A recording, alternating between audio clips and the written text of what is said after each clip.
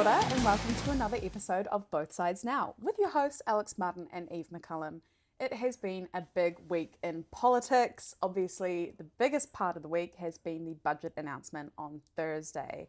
Budgets. Eve, before we get into that, how are you going? What's new? I'm well. I feel like we say it's been a big week every week in politics. And I guess one of the age-old saying is a week's a long time in politics. Yeah. But this week in particular, I think is, a really important week for New Zealand. And I think it's, one of those times when I think it is important that people pay attention and sort of see where their money's going. Yeah, I agree. And I think let's just jump into it, right? Budget, why should we care? As you say, this is where our money's going, right? Yeah, so as everyone who has a job, or even if you're a student, like you probably know that you pay tax, which is that really awful large amount of money that comes off your income every paycheck. And essentially it goes to the government. And the budget is where the government sets out how they are going to spend your tax dollars for the coming year. And so whilst, you might think, oh my God, this is this massive, big, unknown document, way too complex for me to understand, at the end of the day, it can be likened to your household budget. Like as a household or as a flat, I'm sure you will set your own budget. You'll say, okay, well, I can spend this much money on rent and power and then for extras. And that's essentially what the government's doing. The government's got a whole lot of stuff they have to spend money on. They too have debt. And then they have to say, okay, well, we've got a little bit of leftover. What nice to haves or sweeteners are we going to spend our money on? Yeah, and I think for this budget, obviously there's been a lot of sort of framing around it as of there's not going to be a lolly scramble. There's not going to be that many nice to haves this year. So I think it is really hard to digest such a big document that's got graphs and numbers. And listen, I always say I did a law degree because I don't do numbers. Yeah. I think if you were to look back into my year 3 school reports, it will be like, Alex really struggles with confidence in mathematics. So it's something important, but it can be really difficult to digest and to make sense of what it means for me or for my family, my friends, community, and for the country as well. Yeah, and I think, and at the end of the day, the budget is huge, but we can break it down. There are going to be certain points that will relate directly to you, and you will see sort of changes in your life based on what the budget says it's going to spend money on. Yeah, and this thing, it sort of sets out the intentions of the government, where they are going to put their priorities, what I guess they think and what New Zealanders think is important to them. So obviously as well, it's not just income tax. There are a bunch of taxes that the government has. Fuel tax, every time you pay for a good or a service, GST, you've got good GST tax as well. But yeah, income tax is often one of the big ones that we talk about for the budget, where the government gets its money. Yeah, and I think the other important thing to know as well is this term debt. So you'll have heard a lot this week, Nicola Willis and the government talking about how we've got to pay down debt.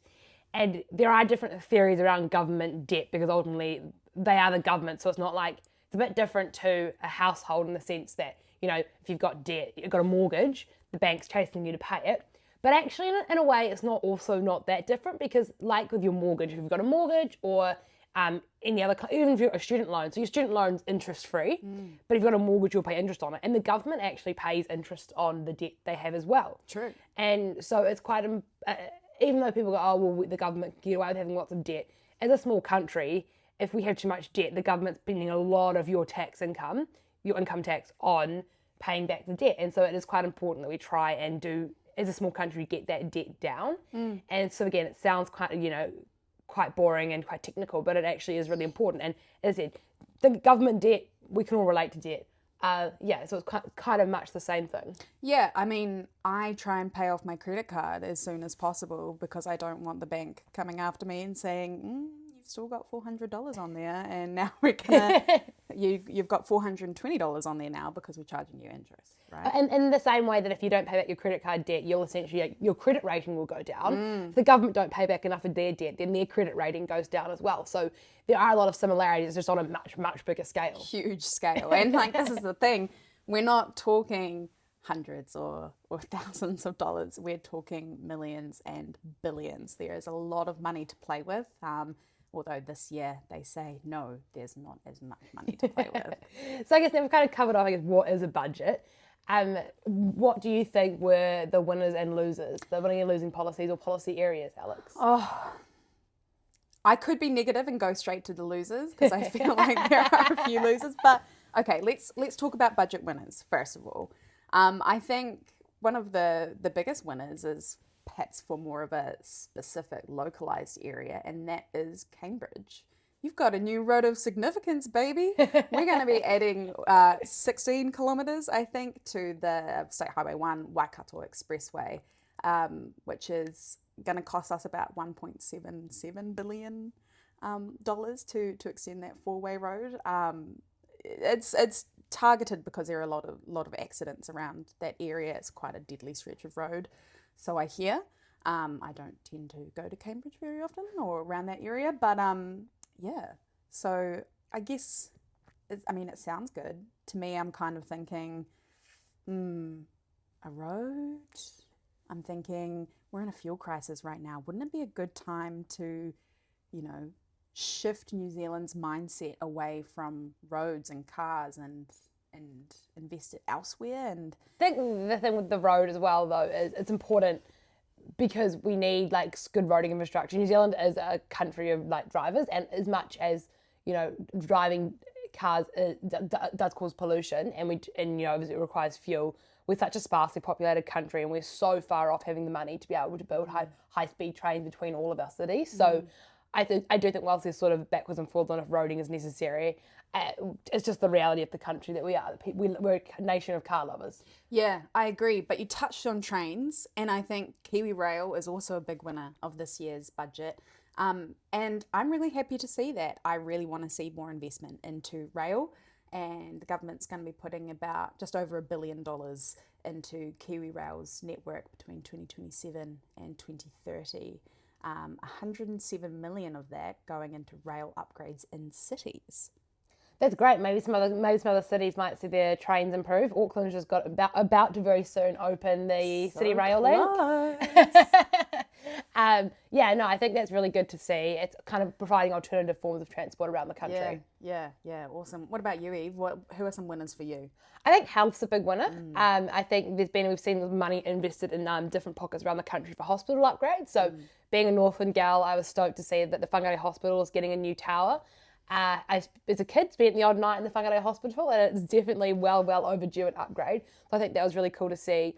I also think that in the same train of health, new mums, we've just seen the birth care night extended by one state that got funded. So I didn't know that there's not a required time for new mums to stay in hospital. To me, it kind of sounds like you would ordinarily, if you give birth, you would stay in hospital for a couple of nights or whatever. It depends on the situation, of course. But so I think this is extending it to allow more time, because I think we've just got such limited resources. Yeah. And this actually came from a private member's bill by Catherine Wedd, who is the MP for Tukitopu. Yeah. And so you might have seen it in the media, I think last year, it got pulled from the infamous biscuit tin. So it's really cool to see that funded. It's a small, it seems like a small thing, but I don't have children. But I can imagine that, when you're in those first few days, any extra help you can get is really important. 100%. Yeah, so I think health was a big winner. Obviously, inevitably, defence got a lot more funding. True. And I think that's just the nature of where the world is at. As the world becomes more unstable, New Zealand needs to be able to protect itself. And obviously, at the end of the day, if someone decided to invade us, they absolutely could. But I think we've got to be seen to be doing our part so that if someone does invade us, the likes of Australia and the UK or America go, okay, we'll come down and help you because you've done your part. If we just let our defence force kind of whittle away, then they'll probably say, well, you haven't done anything to help yourself. So I think it is important, as much as we don't want to be supporting war, this is about supporting our own nation's security. Yeah, I agree. And I would be interested to know how much of that defence also goes into the sort of wider Pacific area as well. I know New Zealand sort of has that relationship with Pacific Island nations where we support them too. So it's I guess defence is not only just our country as well, but it's this entire sort of South Pacific region too. Yeah, defence defense is a funny one. I think I sort of spoke last week. I'm not entirely sure how I feel about it. And I wonder, what do you think, Eve? Do you think this is sort of serving New Zealand, or do you think we're kind of catering a little bit to, say, Trump as well?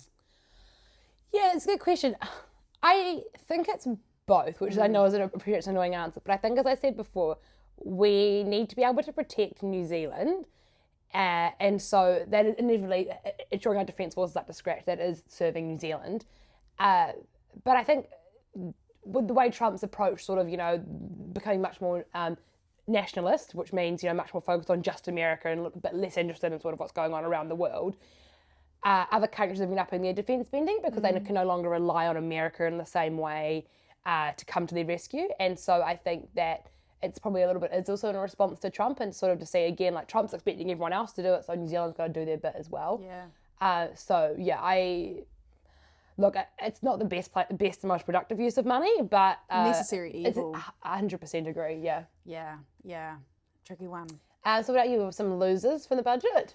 I think, and I guess sort of, I'm going to use the wonderful Dame Linda Top, who has this week just lost her twin sister, Jules Top, which is really sad. She made a really, really powerful speech, I thought, at the Aotearoa Music Awards, where she really called out the lack of spending on arts, culture and heritage, and really sort of juxtaposed that with how much money was going into defence, and she was calling it out, being like, this is crazy. Why Paul Goldsmith, Minister for Arts, Culture and Heritage, I know you're in the room, why are we spending so much money on defence, and arts, culture and heritage gets a cut? And I think we've spoken a lot recently about social cohesion, right? And I think arts, culture and heritage is one of those aspects of social infrastructure that is really important for social cohesion. It creates communities, it brings communities together, and perhaps that's one of those ways that we stop people from heading into that alienated bucket that we saw in the Helen Clark Foundation Social Cohesion Report. So I think about $27 million was cut from arts, culture and heritage. So I'm a bit gutted about that. Yeah, that's an interesting one, because I didn't hear her speech, but I did hear about it, read about it. Yeah, the social cohesion point is one I actually considered before.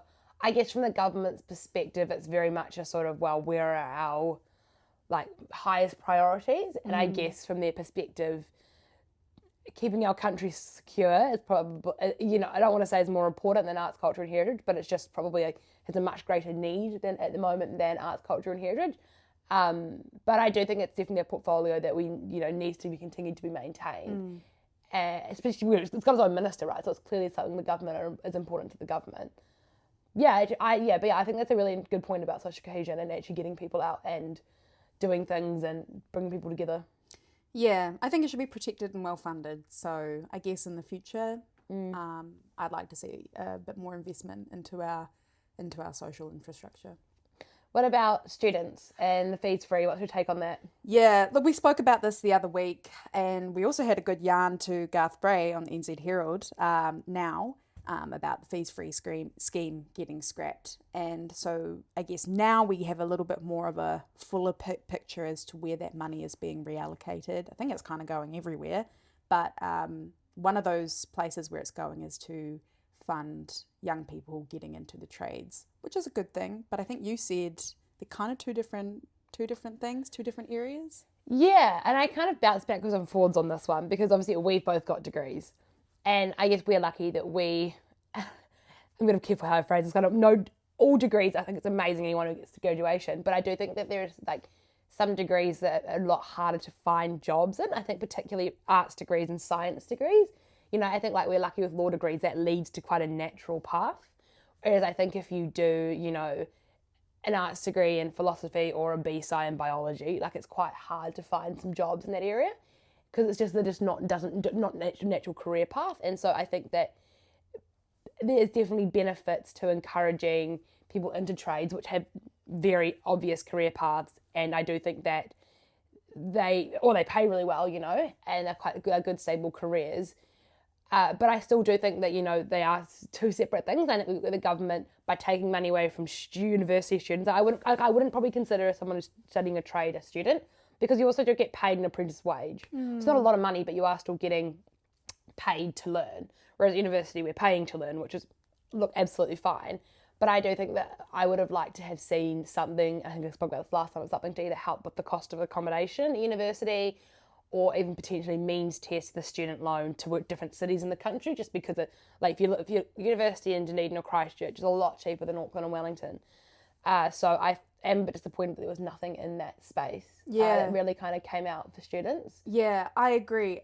It's also going to be used to support about 1,000 more school leavers with no or low qualifications into free study and work relevant learning through polytechnics and tertiary providers. And that's a good thing. Absolutely. Unfortunately, however, those, tertiary providers are also going to have another 6% fees increase too. And that's a third 6% fees increase in the past 3 years. So fees getting more expensive as well. And again, like we've been talking about sort of the living costs at the time when you're at university. We all know if you go to university, you're gonna get into some debt. Now we know that debt is going to be a bit higher. But yeah, I think we both really wanted to see something that's going to support that cost of living when you're a student. Yeah, absolutely. Because I think that there's not always enough value, I think, placed on. This is going to sound just like I want to go to university and drink, but the social side of university. Huge. Like I think but a big part of what I got out of university, obviously my degree, but also all the friends I made and all the life skills you learn. So the life skills you learn from flashing, the different types of people you meet. We want to enable students to enjoy university. And I think if you've got to work a part-time job for 15, 20 hours a week, like you do in some cities in New Zealand, it really takes away from the enjoyment and the purpose of university, because you do so much growing up and learning about yourself and learning about life at university. And I think it is that value, which you can't put a dollar value on, but that is really, really important as well. And so I think that something to support that would have been really good. And this is all not to say that I think that fees free was a good idea. I think it was a silly policy from the day one, and the numbers have shown that didn't increase, or help anyone else go to university. But yeah, I just think that maybe we need a bit of a rethink around how we help support students so that they can get the most value out of university. And also, if you're working 20 hours a week, then you hear that students are watching lectures on double speed. And so it's like, well, then what are you learning? Because again, there's a massive value in actually going to class and sitting in the lecture theatre. Like, I tried to go to most of my classes. I think you probably were similar, and you went to a lot of them. Yep, most of them. And then in third year, we had COVID, and that taught me that I don't need to go to all of my classes all the time. I can, because we shifted to online learning, and suddenly I realized, well, we had to watch our lectures online. We weren't at university, and so I did kind of drift away from that. But I think, yeah, it's so good to actually get to class, be amongst that people. And, if we want to speak to social cohesion, to be part of that community in the same boat with your peers and people who are going to have the same sort of age and stage mentality, it's important to feel like you belong, I guess. Absolutely. And I think if you go to lecture theatre, if it's a class you don't have any friends in it, you're sitting next to new people each time, and it's a good way to, make new friends, and as you say, social cohesion, talk to people that you wouldn't always talk to. So I think there's all that extra value in university, other than just, the piece of paper at the end you get to say you've got your degree. Yeah. We wouldn't have, I think, crossed paths but for being in the same classes together. Absolutely. Yeah. And then we ended up living together. Yeah. with a flat of 13. So what a chaotic year that was. Yeah, no, so I would like to see, I guess, in the future, some more sort of work done around university and students and how we help that. Yeah, investing in the people of our future. And I think as well, like, just very quickly, we talk a lot about universities, but polytechnics as well is a really important one. And I really feel for people like our nurses who, I guess, sort of similar to the trades, have their apprenticeships. They have their placements that they need to go and get specific hours in order to graduate, and these are non-paid. So I know it's really hard for our nurses to to manage their time when they're trying to perhaps work a part-time job on top of all of their classes, on top of placement. I had a flatmate in fourth year who was studying midwifery, and they had to do a certain number of hours in the hospital unpaid in their second year, and then in her third year, she moved to Wellington to go on placement.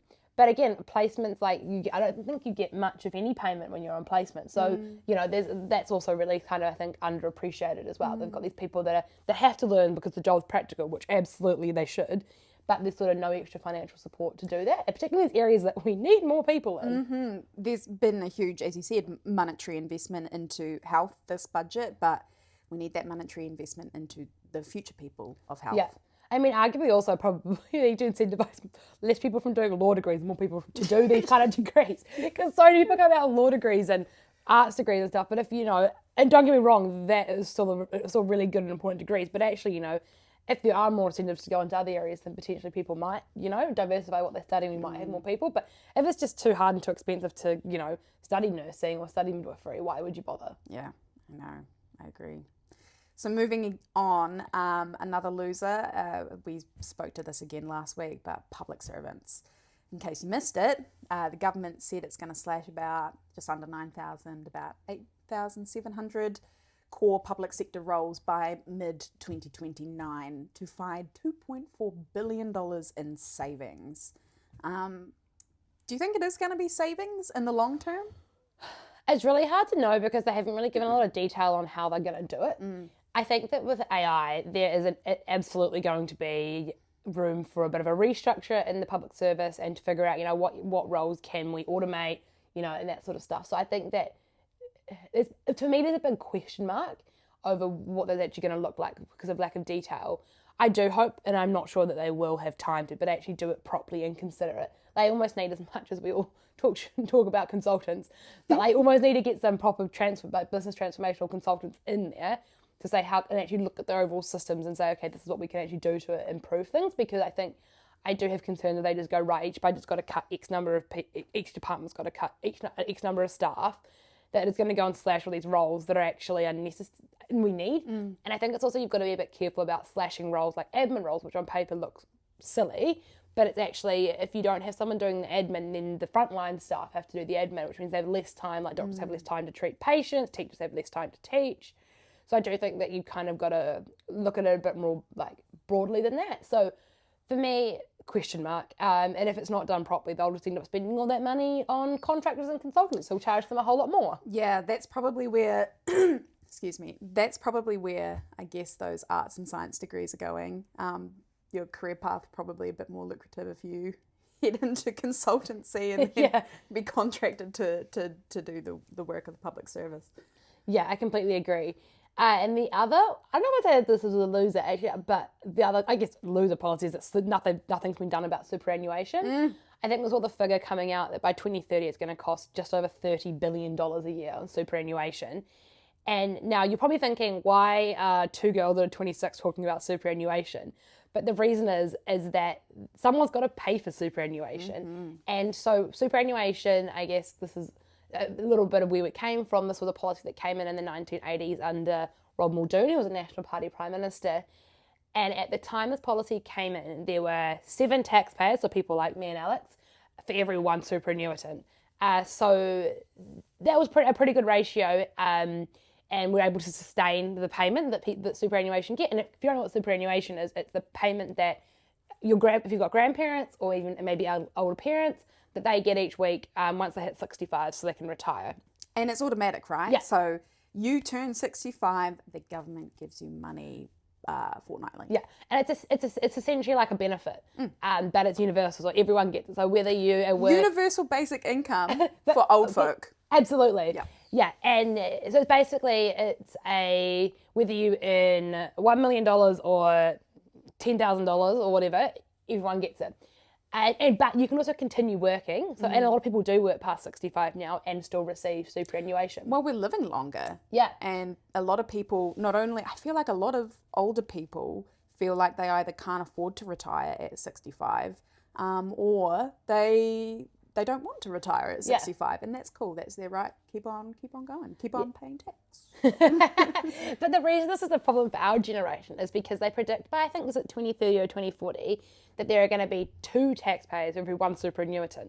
And this is because we've got the baby boomers generation are all hitting retirement age, and I've got an aging population, and less people are having children, which means there's like now less people to pay for superannuitants. And so that's going to be a huge bill for our generation to have to pay for. We talk about government debt. Well, nothing's going to increase government debt faster than having to continue to borrow. We've got to continue to borrow to pay for superannuation. But actually, Alex, you took a really interesting in the post in their tax income calculator to sort of show, which kind of illustrates just how much of your income currently is going on to superannuation. Yeah, so the Post, they came out with a sort of income tax receipt. Henry Cook is behind a paywall, which is a shame, but it's not a shame because we love to fund our journalists. So I would encourage people to, maybe for the price of a coffee, see if they want to pay a little subscribe to our media journalists and stuff. But the Post put out this sort of income tax receipt so we could sort of see where our income tax is going and how it's sort of divided up. Now, it's not perfect. There are some caveats. Obviously, our GST and our fuel taxes all go into the same pool of how the government distributes the money we pay in tax and how they want to spend it. But I put in my sort of salary into this income tax receipt calculator and saw that for somebody who's on the same income as me, they might see 1/8 of their income tax be spent solely on superannuation. So we've got about $4,500 that, or say somebody who earns the same amount as me, would go straight to social development. And under social development, half of that goes straight to superannuation. That's a crazy amount of money, and I don't want. It's not that it's unproductive money because it's super important that we support our retirees, but it's not money that's going towards investing in education, investing in healthcare. It's just going, straight into the pockets of people who've retired. And because it's universal, there are people that could well afford to retire without it that are receiving this money. And in the meantime, there are a lot of people who have greater need, in other social development, or I said health and education, infrastructure that's not getting this money. And I guess, we like to also bring solutions. So you'll also know, or hopefully you'll know about KiwiSaver. Yeah. And KiwiSaver is this thing that basically it's saving for your retirement, and you can also use it for your first home. And so this has been brought in, I think, in the early 2000s. Yeah. And I guess we're lucky that we're in the generation where it was brought in. So my parents set it up for me pretty much as soon as it opened. Yeah. And so, this is a super important scheme because it means that we can start saving for our retirement. And I think what, in my mind, the solution is that we need to make KiwiSaver compulsory, because currently when you start a job, you'll know that you can opt out of KiwiSaver. Please don't. But I really do hope that KiwiSaver can become compulsory, and then we can phase out superannuation, or we can get to a point where we just means test it. Obviously, we can't do anything about it it's very hard to do anything about it at the moment, in terms of getting completely rid of superannuation, just on the fact that a lot of people didn't have KiwiSaver and haven't saved properly for their retirement. So our generation will be, what are we, Generation Z? Yeah, nice. Gen Z will be okay, assuming you didn't opt out of your KiwiSaver, because we've got this money saved. But I think the easy thing we can do in the short term is just raise the retirement age. Yeah, raising the retirement age. It's not a popular decision. Not popular. And I think, obviously, I know New Zealand First has said they don't want to raise the retirement age. And has Labour also come out and said... Yeah, so Labour's also come out and said we're not going to means test super and we're not going to raise the retirement age, which I think is really interesting. If I was speculating, I think it's because they have a lot of Māori voters, and so because of the lot of statistics, it seems Māori sometimes do live for less time, and so it would potentially become inequitable to raise the retirement age. I think the way we potentially get around this, and I'd be interested in your view, is that we sort of can have a system where you can retire a little bit earlier and you take less money, or you can wait for later. I don't think it would even be practical to sort of do it by race. Say this race can retire at this age, and that just gets way too complex. But I appreciate that as a complex issue, but it's something that we can't just ignore. And I think that my big ask of, voters under 30 this year is that you actually have a look and see who's prepared to deal with this issue. Because if anyone who's saying we're not going to even touch this issue or deal with it are doing you a massive disservice. And I think that's what I talked about on the Herald this week when we were doing budget commentary, is as a young person, don't just look at what the government are doing for you in the here and now. Look at for your future, because it is we are the future. And so if you're someone who's in your 60s or 70s or 80s, you've got a lot less life left to live. So you're probably you're not concerned about what happens in 50 years' time. Whereas like for us, we absolutely are concerned about 20, 30, 40, 50 years' time. So I think you need to really consider the longer term things, and superannuation is a classic example of that. But speaking of long-term things, we're looking at policies that are potentially going to come out from other parties following the budget. And one of those we discussed was environment and climate change. So I'd be interested in your take on the lack of that in this budget, or what other parties might do on this. Yeah, this year's budget seems quite quiet on climate, which is really interesting to me, because the past 3 years, I think we've seen a lot of climate-related issues and disasters.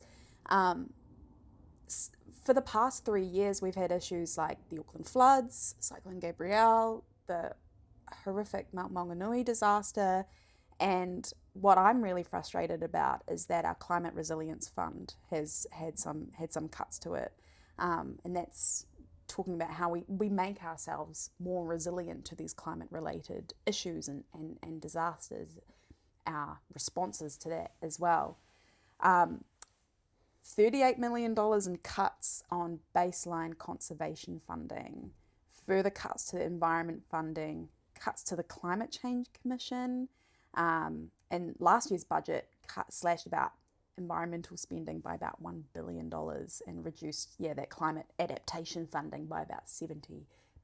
So it's interesting, because I feel like for our generation that the issue of climate is a lot more real, and we've also got the Paris Agreement. We've got some targets to meet by 2030, and if we don't meet those targets, we're going to find ourselves coughing up a bit of dosh for not meeting those targets. Yeah, I'm not surprised there hasn't been much spending increase, and probably if anything decreases in this budget. I think just from a practical perspective, the issues polling, environment and climate change does barely even registers. So cost of living is still by far and away the biggest issue. But as I said, there's sort of two roles of government, and I think if you've listened to episode with Wayne Eagleson, he was John Key's former chief of staff, he speaks about this quite well. He said you've got to focus on what's in front of you, but also the longer term. And so I think that the cost of living is really bad right now, and it's super important the government are focusing on that. But they seem to be focusing on the longer term, and this goes back to my point just before about superannuation. Environment and climate change is another one of those long-term issues that are going to really affect us if the government don't do anything about it now. And, we were seeing, as it increased weather events, we're not having big storms in January just because they happen to happen, right? There's a reason for this, and it's linked to climate change. So I think that by us doing nothing in the space is really concerning for people of our generation. Yeah, and coming back to that post-income tax receipt, to kind of put that into perspective, the amount of money we spend, say, on superannuation, so that's about $2,500 of our income tax. According to the post-income receipt calculator, Clean Green New Zealand Conservation gets only $73.58. That's crazy. And that's like your tax over the year, right? It just doesn't seem like a lot. That's absolutely nothing. And ultimately, the environment is what we live in, right? So an unstable environment, if we don't look after it, we have an unstable environment, an unhealthy environment. And how much money do we get from our tourism and things like that, because so many people come over, because New Zealand for I think our entire lives has been marketed towards tourists as being this getaway place, go on a hike, go see our beautiful glaciers and swim in our nice black sand beach oceans and things like that. So I think we do ourselves a disservice by not investing a bit more, or at least maintaining the spending on conservation and our environment. 100%. And I think we'll see, so now we've had the budget, you're going to see other parties come out with their policies, and I think a big policy that's going to come out will be stuff around the environment and climate change. Yeah. And how, if another party was in government, how they would do it differently. So I definitely think watch this space. And I also think, to give National a little bit of credit, I think they are stuck in government with two coalition partners who definitely don't believe in climate change. So please, if you're a young person, think very hard before voting for New Zealand first, particularly because they don't believe in climate change. They don't want to do anything about superannuation. But I think that I would be interested to see also what policies National comes out with in the election around the environment and climate change too, because I do believe that they are a bit more realistic on climate change and a bit more aware of it.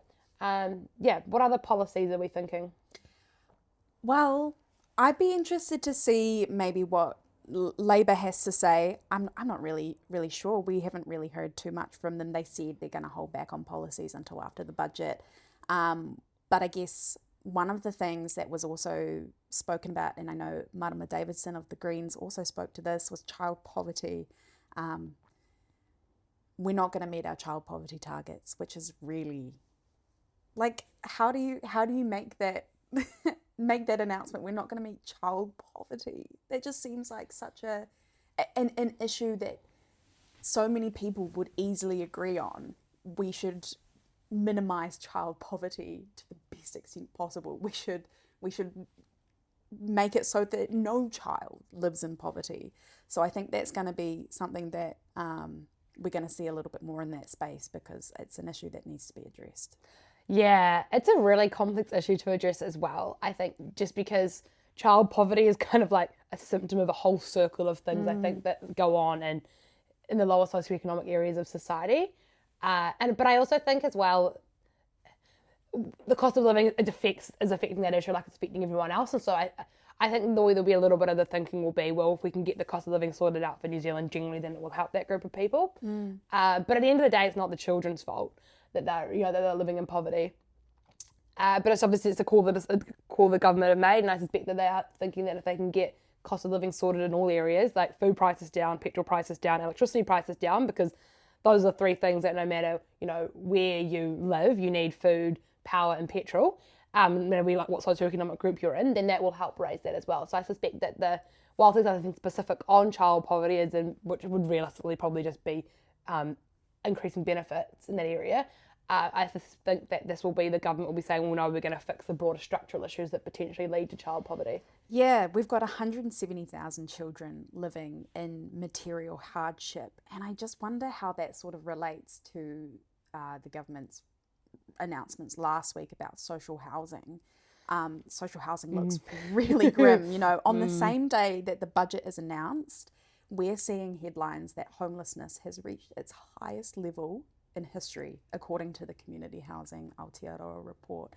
And we also know that Māori and Pacifica peoples, despite making up about 17% of the population, Māori I'm speaking to, they make up 28.8% of the people experiencing homelessness. So you can just sort of imagine the relationship there between it being expensive to pay rent, and the lack of social housing in this country, and that relationship to children living in poverty. Yeah, and housing's kind of the key issue, right? I think you can't address any other issues going on in people's lives, be it mental health, be it like health issues more generally, but lack of being able to get a job if they haven't got a secure home. And I think that whilst it's one of those sort of longer term things, I think that's the work that they're trying to do with sorting out this massive piece of legislation we'll hear about called the Resource Management Act, or the RMA, is to try and allow more houses to be built, because I think we do just have a housing shortage. Not to say that's not going to fix that. That's really kind of hard on the here and now, because realistically it's going to be 5 or 10 years before we sort of see the impacts of that. But yeah, social housing's tough, and we need people to be in warm, dry homes fundamentally before we can start to fix anything else going on in their lives. Yeah, I agree. So yeah, perhaps we'll see some more policy announcements on housing and social housing in particular. Yeah, I think definitely housing. You touched before on Labor. I think it'd be nice to see if Labor announce a policy on anything. I watched some of the comments of both Barbara Edmonds and Chris Hipkins getting interviewed after the budget, and it was just frustrating because it just continued to repeat the same line. We've now got the budget, we're going to digest it, we're going to release some policy, but when are you going to release it? Well, we don't know. I actually don't have any issue with them waiting until the budget, because they need to know how much money they've got to spend as well. But I would have thought they might have had some ideas and could have said, right, we're going to come out soon. So I think it's a bit of a watch this space. Yeah, I don't know. I guess I can see the position that they are in, right? Like it's very hard to respond to something 4 hours later Yeah. from reading it and say, yep, this is what we're going to do. And I think it is prudent to take their time and digest it and then be able to respond to it. And yeah, when we spoke to Barbara Edmonds as well, she said, look, we just need to wait. It's actually not that abnormal for us to have not released any huge policies so far. But they have released some. Obviously, they've got they want to introduce that capital gains tax, and for that to fund 3 GP visits. So again, a lot on health. Hey. Yeah, I think absolutely. And I think, well, again, health is super important, right? And health, you will all appreciate the cost of the GP has gone up massively. I think it cost me $80 to go and see my GP. Dude, the same. appointments sometimes last like 4 or 5 minutes if I know what I need. And if I'm getting a renewed prescription, it's like $30. It's crazy. Like that primary healthcare, and $1 invested in people spending primary healthcare saves so much money down the line. Yeah. Like they've got to do something about healthcare. Yeah. So the post, the biggest thing that we spend our income tax on is social development. The next biggest is health. So we spend about 3,000 of our income tax on health. Yeah. Half of that goes to hospital and specialist services. And I mean, like, that's the thing. When you go into the hospital, it's usually more of a reactionary sort of thing. Yeah. You're not in some cases it might be precautionary, but Whereas if you can get regular checkups at your GP, you're getting blood tests done, you're getting your blood pressure taken, all that sort of stuff, then they can pick stuff up early and hopefully avoid, a whole lot of unnecessary trips to the hospital. Health is undoubtedly going to be a big one. But I think the free GP visit policy is not a bad one, but we need the workforce to be able to actually make that happen. yeah, I agree. And it's funny, like you spoke to Māori life expectancy being much lower than that of Pākehā people. I think if we're going to talk about superannuation, everything's related, right? We need to talk about what we are doing for Māori people, so that they can actually extend their lives and live longer too. Yeah. But yeah, I think definitely over the next, what are we, 5.5 months now from the election, there's going to be... Well, we're nearly in June, Eve. I know. This year's gone so quickly. The year is disappearing. I don't know if it's just that when you, now that you start working, my 4th year of working, the year just disappears. Blink your eye and the year's gone. But yeah, no, I think we're going to see a whole lot more policy announcements to come. Now parties have seen how much money the country's got, and looking forward, you might have heard this briefly touched on this week. The next sort of chance parties will get to see how much money they've got for policies is what's called the pre-economic fiscal update. So it's called PREFU. So we'll see, getting closer to the end of the year, might see some more policies. What's that? So basically that is, it was a policy I actually think was brought in the 90s to try and stop the government from being able to sort of cover things up. And if a new government was to be elected, coming in and not having any idea how much money was in there, and to try and help parties from not promising stuff they can't deliver. So yeah. I think I can't remember the exact time frame, maybe 6 weeks or 3 months out from the election. The government is required to open up their books again. So essentially open up their bank account and say, this is what things look like, this is how much money we've got. So that'll be the other opportunity that the parties not in government get to sort of have a look as we get closer to the election around how much money there is. And I think also it'll be a little bit of a watch this space, because they're expecting with the fuel crisis that things are potentially in the second half of the year going to get worse. We're sort of seeing unemployment hasn't really improved. There's a lot of talk that inflation's going up. Interest rates, which are those awful things that tell you how much extra money you've got to pay when you pay back your loans, are probably going to go up. So I suspect that the government books might not look so good when we get closer to the election. But, I think to this point, I think the budget overall Nicola Willis has done a really good job with this budget. But, she and the government have got a really tough, I think, next 5.5 months ahead of them leading into the election. Yeah. I don't think it's a great budget. I think there's... That's good. We love some healthy disagreement. I just love you saying it's a great job. Me being like, no. Yeah. I don't know. I can totally appreciate the fiscal sort of place that we're in, even though I'm not a guru on economics by any means. I can tell that it's tight for absolutely everybody, families, communities, the government as well. So there are some tough decisions that need to be made. Just like the tough decisions for people who are living in poverty, deciding whether they want to buy some vegetables or pay for the roof over their head. So it's a really tricky one. And I don't know. I think I would have liked to have seen a little bit more investment into our people of the future, rather than spend all our money on our retirees getting a new form of identification. What do you think of that? That was so random. I didn't really see the need for that at all. Again, that's just the Winston Peters getting a win for retirees. I know it is a big issue for older people who don't have a valid form of identification. It's actually fair. I've had grandparents before who have taken a driver's license off them because they should not have been on the roads. but you know, you also got to think like older people deal a lot with, say, lawyers and accounting because they need to sort out their affairs and their assets and things like that. So you do need forms of identification to be able to do anything. But I don't know, should we expect that they go and buy a passport as a form of identification? Yeah. I don't know. Actually, that's a good point because, to be fair, passports take quite a while to get and they're expensive. So if they can make quicker these days, though. That's good. If they can make the gold card work, though, then maybe it does work. Yeah. Yeah, I don't know. So I'm not too sure about that. It sounds like a good thing, but then again, I don't know how useful it is for everybody else. I guess what I wanted to say is what can we expect for the parties? Very short and sweet. Labour, some announcements. Greens, a lot of criticism. Te Pāti Māori, even more criticism. ACT, I think a little bit of celebration. Yeah, I think ACT are happy. They definitely got some wins in that budget. The government wanted to.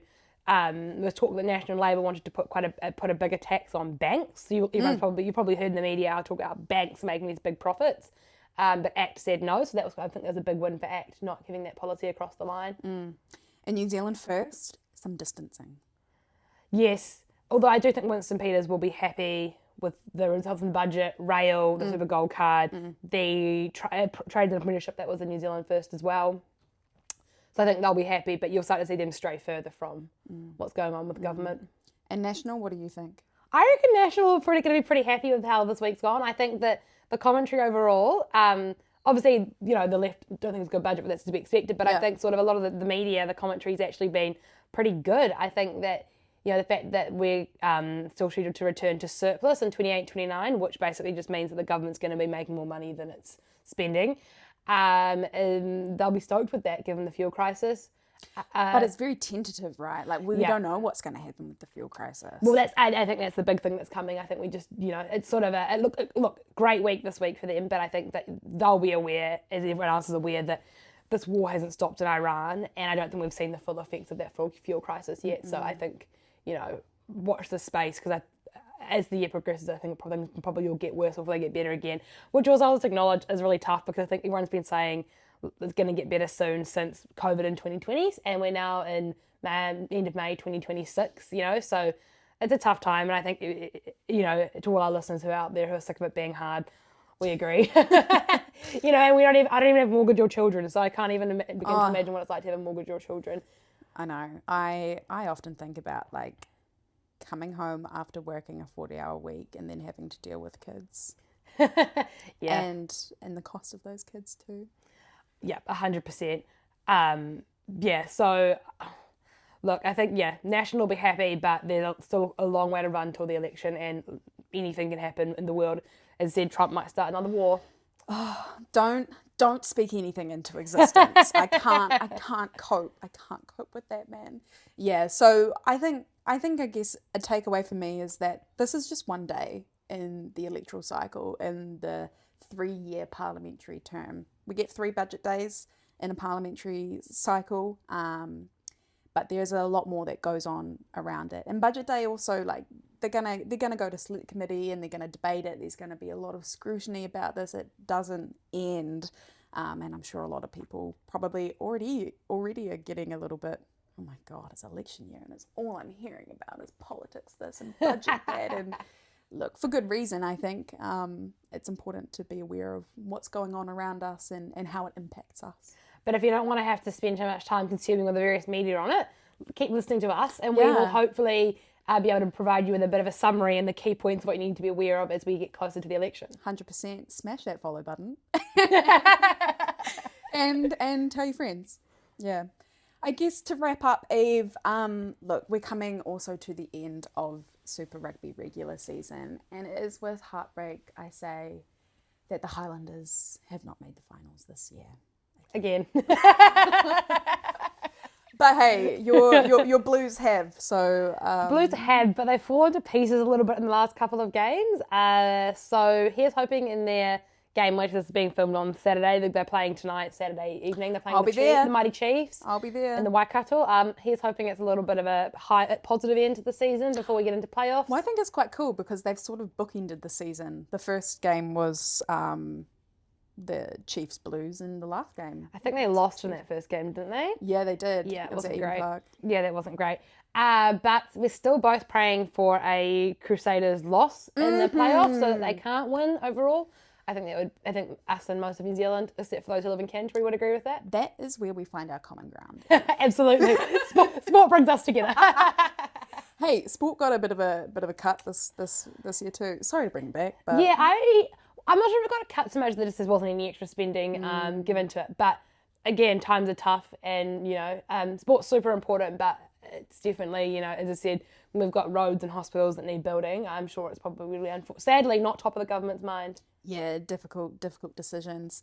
Hey, we haven't really prepared a social media moment of the week, but one thing I wanted to touch on is Tim Payne. Have you heard about this? Yeah, this is crazy. I was asking one of my workmates who love football, and they were saying how this Argentinian guy has all these followers, just found someone who's going to the World Cup with like the least number of followers. Yeah.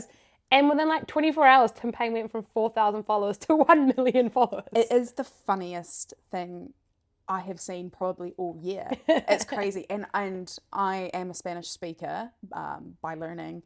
And it's awesome. I get to go on to this Argentinian dude's stuff and actually understand what he's talking about. Vamos, Tim Payne, let's go! And it's just, that's so funny. It's crack up. It's so funny. I think like FIFA World Cup posted, they posted it. Tim Payne, everybody's behind it. And shout out to this Argentinian influencer because I think he's done more for New Zealand football than our population of 5 million sort of has. To date. Well, go the All Whites. FIFA World Cup coming up soon, so we'll be watching them. Yeah, I think we will be watching them. It'll be interesting to see how we go. I don't really follow the round ball sport as much as I do the oval one. Grew up in rural New Zealand where the only real sport is rugby. Yeah. So, I dabble in football occasionally if someone else has got it on, but it wouldn't be my first choice. No, me neither. If I'm going to pick a round ball, it's going to be netball, I think. Yeah. Well, maybe we could touch on netball another time, but they now came back to TVNZ because they've lost a whole lot of funding. So that might be a sport and politics conversation for next time. Indeed. Well, Eve, a lot to unpack this week, and I'm sure there'll be, like there has been for the past few weeks, more to unpack in the coming weeks. But hey, thank you for listening to this sort of budget special edition.